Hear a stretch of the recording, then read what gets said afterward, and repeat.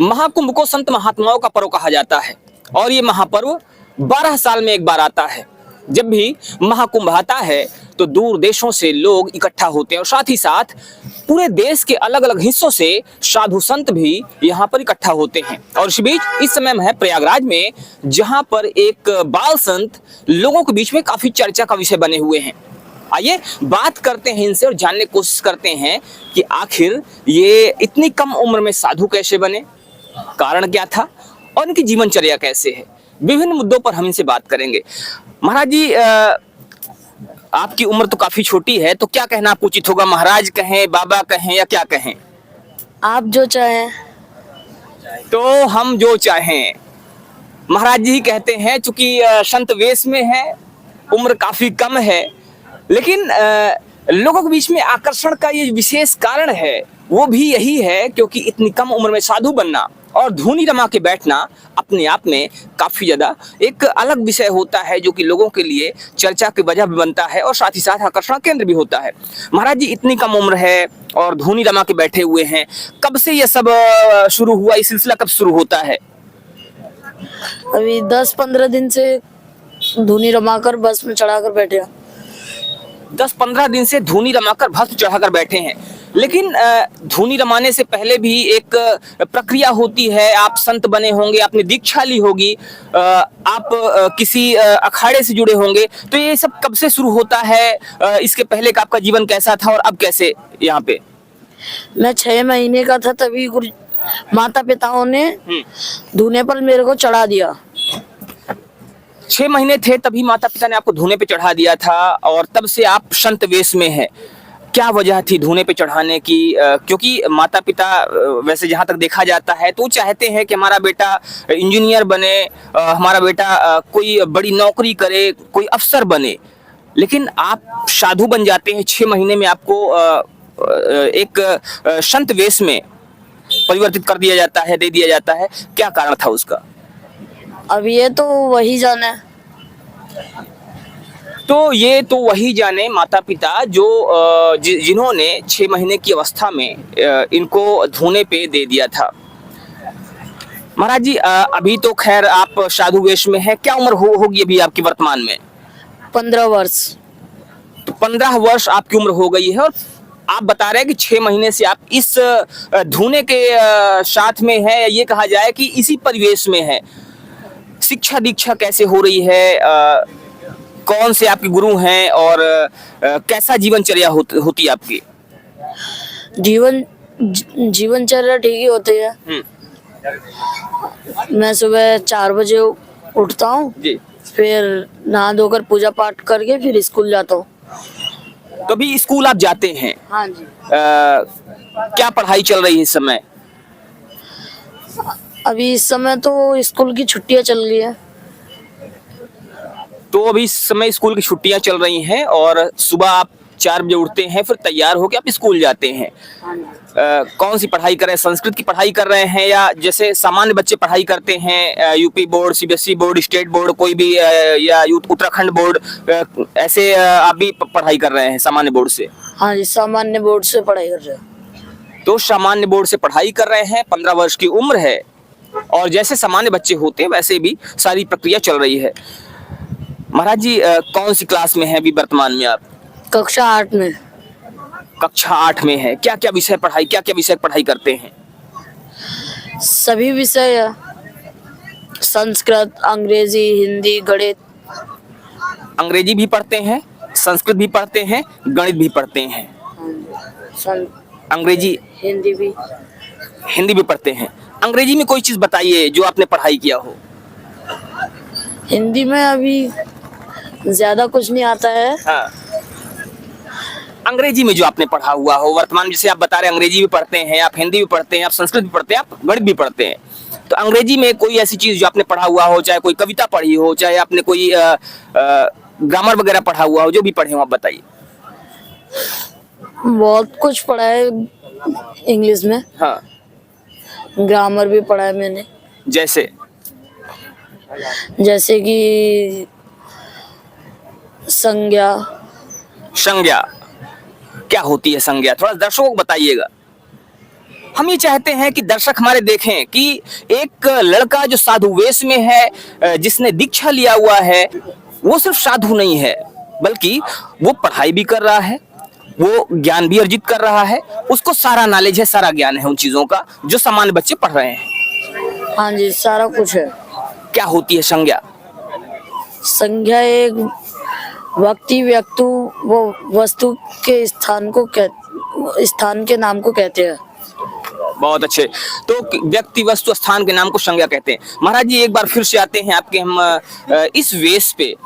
15 साल की अवस्था है, आप पढ़ाई भी कर रहे हैं और साथ ही साथ आपने धूनी रमाया हुआ है, आपने कपड़ा नहीं पहना हुआ है, ऐसे रहते हैं। चूंकि देखा जा रहा है ठंडी बहुत ज्यादा है बाहर और लोग कई कई कपड़े पहने हुए हैं, आपने कुछ भी नहीं पहना हुआ। एक तरह से देखा जाए तो आप बिना कपड़े के बैठे हुए हैं, यहाँ पे भस्म लगाए हुए हैं। ठंडी इतना होने के बावजूद आप इस वेश में हैं, क्या लगता है, कैसा महसूस होता है? क्या ठंडी नहीं लगती आपको? नहीं,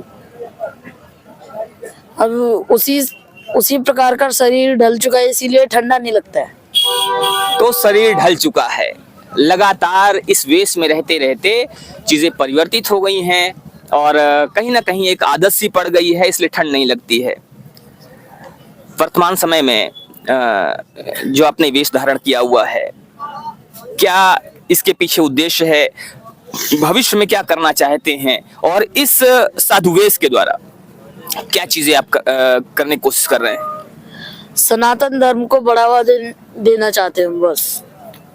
सनातन धर्म को बढ़ावा देना चाहते हैं। सनातन धर्म को बढ़ावा देने के और भी कारण हो सकते थे, और भी तरीके हो सकते थे, ये कहा जाए तो एक नागा साधु बन के ही क्यों? क्योंकि नागा साधु जीवन सबसे अच्छा जीवन होता है। नागा साधु का जीवन सबसे अच्छा होता है।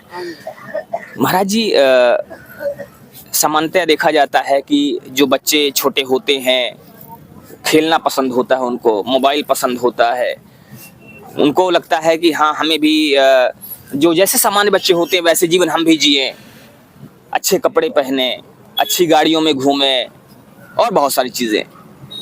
आपकी क्या इच्छाएं होती हैं? मेरी तो बस भजन करने की इच्छा होती है। बस भजन करने की इच्छा होती है। हाँ जी। कौन सा भजन सबसे प्यारा लगता है आपको, सबसे अच्छा लगता है, जो आप हमेशा करते हैं, हमेशा जपते हैं? कोई एक भजन सुनाइएगा। बस ओम नमः शिवाय का जाप ही करते हैं। ओम नमः शिवाय का जाप करते हैं। हाँ जी। अगर वर्तमान में बात की जाए तो किस संप्रदाय से जुड़े हुए हैं, कौन से अखाड़े से जुड़े हुए हैं? नागा संप्रदाय से और जूना अखाड़े से जुड़े हुए हैं। तो महाराज जी जूना अखाड़े से हैं और नागा संप्रदाय से हैं। महाराज जी कहा जाता है कि कोई भी अखाड़ा हो उसकी एक प्रक्रिया होती है, पहले ये बनते हैं, फिर उसके ऊपर जाते हैं, फिर उसके ऊपर जाते हैं। आप अभी किस स्थिति में है, या ये कहा जाए कि जैसे होता है एक लेवल होता है, किस लेवल पे भी आप हैं? अभी महापुरुष में। अभी आप महापुरुष बने हैं, तो महापुरुष की जो अवस्था है कब तक रहेगी, कब तक महापुरुष रहेंगे? और उसके बाद फिर शायद नागा में प्रवेश होता है। हाँ जी।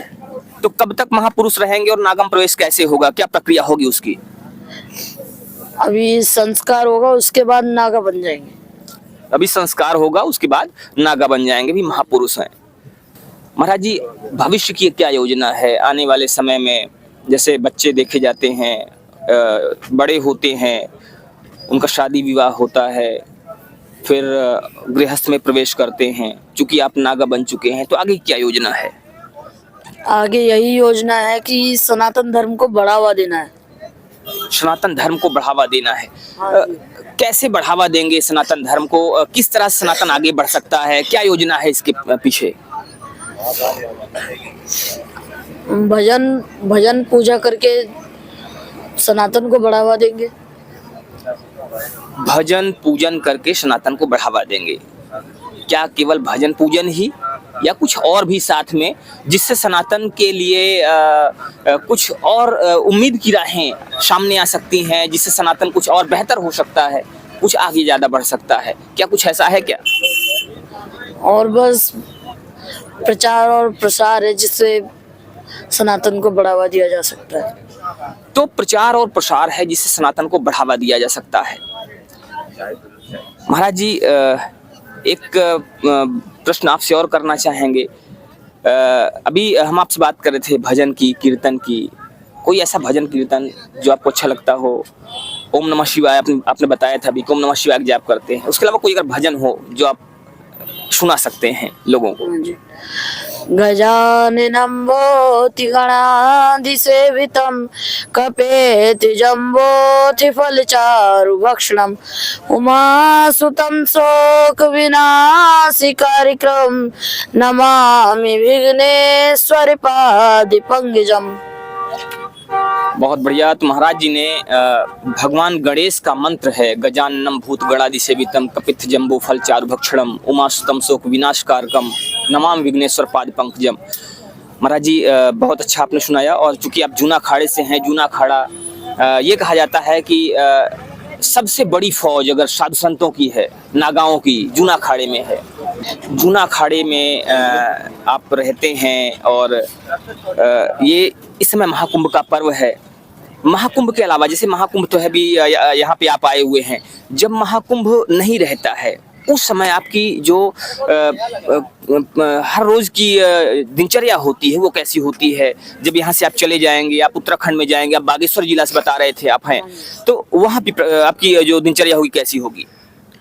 वो सुबह उठेंगे, सुबह 4 बजे उठता हूँ, फिर नहा धोकर पूजा पाठ करके स्कूल जाता हूँ। सुबह 4 बजे उठते हैं, नहा धोकर स्कूल जाते हैं। अभी आपने धूनी रमाया हुआ है, अभी आपने भस्मी लगाया हुआ है। क्या जब स्कूल जाते हैं तो भी भस्मी लगी रहती है या उस समय भस्मी का यूज नहीं करते हैं, भस्मी प्रयोग नहीं करते हैं?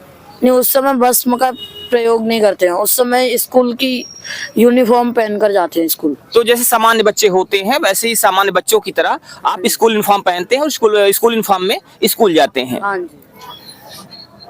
तो ये महाराज जी हमारे बीच में हैं जिन्होंने बताया कि जैसे सामान्य बच्चे होते हैं वैसे ये भी स्कूल जाते हैं, ये भी गणित पढ़ते हैं, अंग्रेजी पढ़ते हैं और जैसे अन्य बच्चे पढ़ाई करते वैसे ये भी पढ़ाई करते हैं। महाराज जी थोड़ा सा आप अपने विषय में परिचय दे दीजिएगा कि आपका क्या नाम है, कहाँ से हैं और अपने विषय में बता दीजिएगा। मेरा नाम मंगलगिरी है। मैं कक्षा 8 में पढ़ता हूँ। मेरी उम्र 15 वर्ष है और मैं उत्तराखंड के बागेश्वर जिले में रहता हूँ। और तो महाराज जी उत्तराखंड के बागेश्वर जिले में रहते हैं, नाम है मंगलगिरी, उम्र है 15 वर्ष और पढ़ाई करते हैं कक्षा 8वीं में।